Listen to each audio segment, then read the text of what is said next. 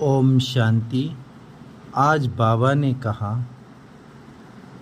बाबा देख रहा है कि बच्चों का मन अभी भी इधर उधर भागता है, तो बच्चे आप उसे बार बार पकड़कर अपनी सीट पर सेट करो।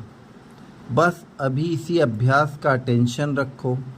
अगर अटेंशन रखते रखते भी भागता है तो फिर अलर्ट होकर अटेंशन रखो, अलबेले होकर नहीं। बार बार अपने ऊंच स्वमान के स्मृति स्वरूप बनो। देखो, कल्प कल्प आप ही बने हो और आपको ही बनना है। बस अटेंशन रखो और सारा काम तो बाप कर ही देगा। देखो बच्चे, अब आप अपने व्यवहार में गुणों और शक्तियों को प्रत्यक्ष करो, क्योंकि आपके व्यवहार से ही बाप प्रत्यक्ष होगा। जैसे जैसे आप अपने ऊंच स्वमान में स्थित होंगे तो आपके व्यवहार से आपके गुण प्रत्यक्ष होंगे। यदि आप बाप की याद में रहे साथ ही अपने ऊंच स्वमान में स्थित हो, किसी भी आत्मा को प्यार भरी समझानी दोगे तो चाहे वो उसी समय ना माने, पर अंदर तक उसे वह बात टच होगी, फिर धीरे धीरे वह स्वयं ही बदल जाएगा। इसके लिए बैलेंस की अति आवश्यकता है। बच्चे, आपको ना ही किनारा करना है और ना ही उसमें फंसना है, बल्कि स्वमान में स्थित हो इसने और सहयोग देना है। देखो, आपके संबंध में आने वाली सभी आत्माएं विशेष हैं, बस उनके ऊपर थोड़ा सा वायुमंडल का प्रभाव है और आपके सहयोग से यह सब आत्माएं भी परिवर्तन हो जाएंगी।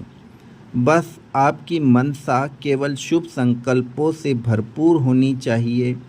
बिल्कुल सहज रीति पढ़ाई पढ़ो। बाबा की पढ़ाई केवल 2 शब्दों की है, अल्फ और बे, अर्थात मैं कौन सी वाली आत्मा हूँ और किसकी हूँ। इस अभ्यास के लिए भिन्न भिन्न युक्ति यूज़ करो ताकि सहज ही आपका नेचुरल हो जाए।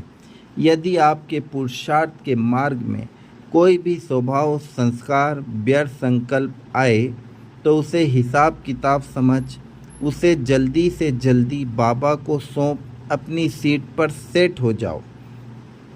उस पर विचार ज़्यादा ना चला, इन कमजोरियों से साक्षी हो जाओ। बिंदु बन बिंदु बाप के साथ जाकर बैठ जाओ।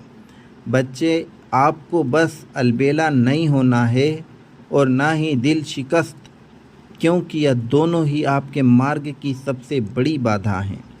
देखो, बाबा रोज़ रोज़ आकर आपको उमंग उत्साह दिला ऊंचे से ऊंच स्वमान में स्थित करता है। बस आप 100% मतलब 100% अटेंशन रखो, फिर जल्दी ही पुरुषार्थ का समय खत्म हो, प्रारब्ध का समय शुरू हो जाएगा। बस बच्चे, इस मार्ग में बहुत बहुत हल्के रहना है। स्वयं की चेकिंग करो, फिर अपनी सीट पर सेट हो जाओ। ओम शांति।